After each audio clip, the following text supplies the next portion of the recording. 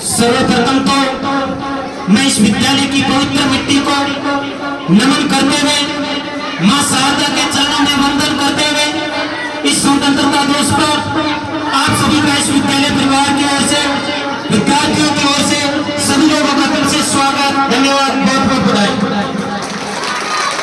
उसके बाद बेटे कहते हैं कि बिन बूंदों के बारिश का एहसास कैसे होगा, जुनून तो दिल में होगा तो हताश कैसे होगा, कार्यक्रम के इस रंग का मिजाज कैसा है, आपकी तालियों के बिना हमें एहसास कैसे होगा। उसके बाद विद्यालय का सबसे पहले तो मैं माफी चाहता हूं आप सब लोगों से, क्योंकि विद्यालय का बहुत शानदार बालिकाओं का प्रोग्राम था और हम बीच में आकर इस प्रोग्राम में विघ्न पैदा करने का काम कर रहे हैं। लेकिन हम भी मन के अंदर आप लोगों के लिए कुछ न कुछ उम्मीद लेकर आते हैं, इसलिए मंच की ओर बढ़ते हैं। तो अभी विद्यालय परिवार ने शायद नहीं बताया, लेकिन सभी जो इस ग्राउंड के अंदर, इस बाउंड्री के अंदर जो भी लोग हैं वो मेरी बात को ध्यान से सुने, क्योंकि इस विद्यालय पिछली बार ये विद्यालय कर्मोन्नत हुआ था और हमने इसी मंच से कहा था कि यह विद्यालय हर बार इस मिट्टी को घड़े का रूप देने के लिए सीनियर विद्यालय की ओर भेज देता है, लेकिन अगली बार मिट्टी भी इस विद्यालय की होगी और घड़ा भी इस विद्यालय का होगा। और इस विद्यालय के स्टाफ का मैं दिल से धन्यवाद, तो बहुत छोटा सा है, मैं विद्यालय के पूरे स्टाफ को सलाम करता हूँ कि आप लोगों ने इस विद्यालय का एक मजबूत नींव 10वीं क्लास का जो परीक्षा परिणाम था उससे रख दिया। गार्गी पुरस्कार शायद राजा सर के लोगों ने तो नाम ही नहीं सुन रखा, हमने भी नहीं सुना था अब तक, लेकिन इस विद्यालय की बड़ी खुशी की बात है कि 2 बालिकाओं ने 10वीं क्लास के अंदर गार्गी पुरस्कार में चयन हुई है, उसके लिए जोरदार तालियां बजाइए। दूसरी बात, यह विद्यालय बालिकाओं का विद्यालय है, बहुत ही शानदार प्रोग्राम करवाता है, लेकिन अभी भी एक मन में जो चिंता रहती है, मन में आते ही विद्यालय के अंदर एक पीड़ा होती है, वो गांव के लोगों को लेकर होती है। गांव के लोग विद्यालय की ओर आते नहीं है, आते हैं तो 2 से 5 मिनट के बाद चले जाते हैं, जबकि मैं ऐसा चाहता हूं कि अगर किसी विद्यालय को प्रमोट करना होता है, अगर किसी विद्यालय से अच्छे विद्यार्थी निकालने होते हैं, तो शायद गांव के लोगों का विद्यालय से जुड़ना बहुत जरूरी होता है। और मैं तो यहाँ सीनियर साथी सर भी खड़े हैं, जिनसे मैं निवेदन करूंगा, प्रिंसिपल मैडम भी हमारे बहुत ही कुशल नेतृत्व में काम हो रहा है इनकी टीम के द्वारा। मैं चाहता हूं कि राजा सर, अगर हमारे पास ही गांव के नाम है, आप लोगों ने सुन रखे होंगे, शायद ये लखावर और सुनवाई, वहां की टीमें पिछली बार कबड्डी के अंदर जिला स्तरीय मेडल जीत के आई है। तो क्या कमी है राजा सर के विद्यार्थियों में, क्या कमी है राजा सर की प्रतिभाओं में, क्या कमी है दौरों में छुपी हुई बालिकाओं की प्रतिभाओं में कि वो निकल कर आगे नहीं जा सकती। ये कमी सिर्फ और सिर्फ हमारे गांव के लोगों की, हम जैसे लोगों की है, मैं मानता हूं। तो मैं विद्यालय से, स्टाफ से निवेदन करूंगा कि बालिकाओं को आगे बढ़ाने का काम करें। उसके बाद कहते हैं कि 12वीं क्लास की बालिकाएं यहाँ पर बैठी है, जिनका शायद ये प्रथम ही बैच होगा इस विद्यालय में, सर ऐसा ही है ना? तो मैं कहता हूं कि बिजली जब गरजती है तो आकाश बदल देती है, बिजली जब गरजती है तो आकाश बदल देती है, आंधी जब चलती है तो दिन रात बदल देती है, और धरती जब धड़कती है तो सीमांत बदल देती है, और नारी जब गरजती है तो इतिहास बदल देती है।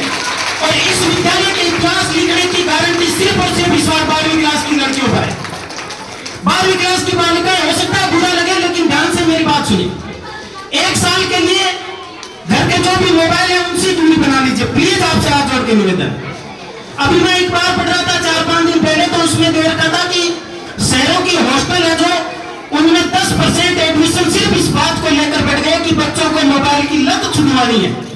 और आने वाले 10 साल बाद, ये मैं गारंटी लेके कहता हूं इस मत से, शराब की लत नहीं छुड़वानी पड़ेगी, बीमारी की लत नहीं छुड़वानी पड़ेगी, किसी नशे की लत नहीं छुड़वानी पड़ेगी, लेकिन इस साइंटिस्ट की जरूरत होगी जो इस मोबाइल का नशा छुड़वा सके, हमें ऐसी लत छुड़वा सके।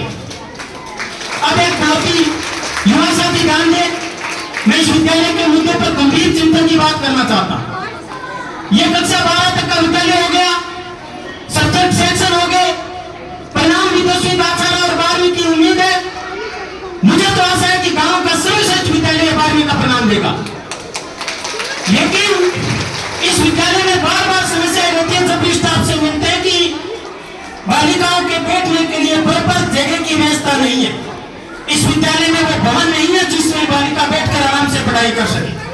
और जो भवन है वो गांव के सरपंच महोदय, अगर वो कहते हैं ना कि सरपंच साहब यहाँ नहीं है, लेकिन मन से बोली हुई बात शाम से पहले बहुत दूर तक पहुंच जाती है। तो सरपंच साहब से भी मेरा निवेदन रहेगा कि अगर आप देखना चाहते हैं तो इसमें जो भवन बने हुए हैं उनमें आकर आप देख सकते हैं कि बैठने की हालात कैसी है। लाइट की प्रॉपर व्यवस्था नहीं है। पिछली गर्मी में हम लोगों ने तो कूलर एसियों से सहारा ले लिया था, लेकिन विद्यार्थी यहाँ से परेशान थे। तो मैं मेरे साथी गांव के बुजुर्ग लोग भी बैठे हैं, ये तो हमें गांव से मजबूत करेंगे, लेकिन जो साथी बैठे हैं युवा साथी, और उनमें मुझे जो उम्मीद है साथी सुरेंद्र, महेश कस्वा, पूनम चौहान और विष्णाराम जी कस्वा और अनेकों ऐसे साथी बैठे हैं जिनसे मुझे बहुत बड़ी उम्मीद है। मैं चाहता हूँ अगले 1-2 दिन में हम लोग बात करके सरपंच साहब की लेटर पे यहाँ से साइन गांव के लोगों के करवाकर भवन के लिए डीओ सर से मिलने की कोशिश करें, शायद वहां से समाधान हो सकता है, मुझे ऐसी उम्मीद है। और ये बिल्ला हम इसलिए लेकर आते हैं विद्यालय में। अब कई लोग मानवाद आवाज नहीं है क्या मंच पर चप्पर चप्पर कर लेंगे, भवन सोरा कौन बनाए, मैं क्यों सारे की बने, मैं आगे जावा तो तुम्हारे ध्यान है कि ठोकरा कितनी लगा लोग बोलने कौन है कि राजा से कोई जनिया नीचा जाकर कहा भाजी कोई बेरुचिया यहाँ बच के और वो काट नहीं पड़े। लेकिन जल्दी हम इस भवन के लिए विद्यालय परिवार को आश्वस्त करते हैं कि हमसे जितनी बन पाएगी, हमसे जितनी कोशिश होगी वो हर संभव कोशिश करेंगे। और एक बार पुनः मैं अपनी वाणी को विराम देने से पहले 12वीं क्लास और 10वीं क्लास के बैच से निवेदन करूंगा कि इस विद्यालय में अगर आप आ रहे हैं तो नियमित समय दे, संस्कार ग्रहण करें और अगला परिणाम हमें बेहतरीन उम्मीदों के मुताबिक दे। और आपका स्टाफ की तरफ से आपको मैं विश्वास दिलाना चाहता हूँ, कोई भी स्टाफ आपको निसंकोच। एक बात किसी बड़े कवि ने कही थी, 1 मिनट का समय और लूंगा सर। किसी कवि ने कही थी कि अगर एक इंजीनियर एक गलत पुल बना देता है तो एक पुल का टूट जाना और 100-150 लोगों की मृत्यु हो जाती है, बड़ी विडंबना की बात है।